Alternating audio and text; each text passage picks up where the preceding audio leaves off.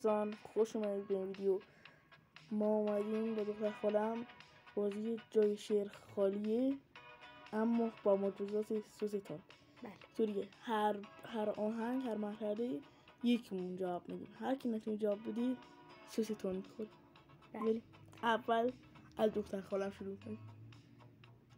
چرا خانم نه؟ چون دلم خواست. صافی گیر بگیر خودت. برو. آسونو شدم گرفتار کو یه آسون افتاد گیره این من بدبخت. الان سوزتون رو آماده کنید.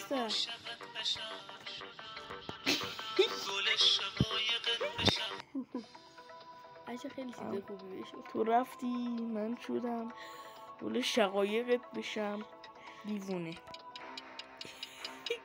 آی نه تو رو خدا داد نزه یکی میدم بیار سوسو بسری بیار سوسو نکش خوبه به من توی یا اون زیاد حرف میزه جره برما باشو نکنید نکش نکشی هنجره ما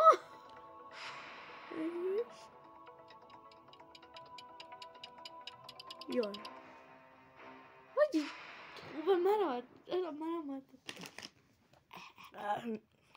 چشمای من میل بگریه داره با بخورید چون نکنید دل میدونی که روزگریه دوا نداره. بیار آقا این آب میخوره روش. آب که بدتره که تو هر شرایطی فرق نکنه چه خرشانسه عزیزم راحت باش اگه بود عوض بشه با من جاش با من دوش با هرچی واسه اینه خوبه.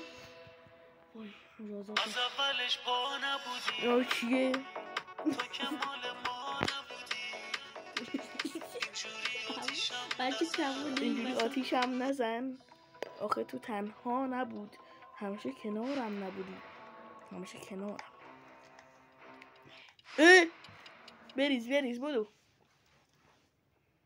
شبا چشامو میدوزم بخور اینو یا بخوری ستاره ها درد دل من درد دل منو چی واقعا الان دارم از سوزتون نمیتونم چی دارم میسوزم. چی کلو درسته یک دنیا حرفا یک خیابان پر از دلتنگی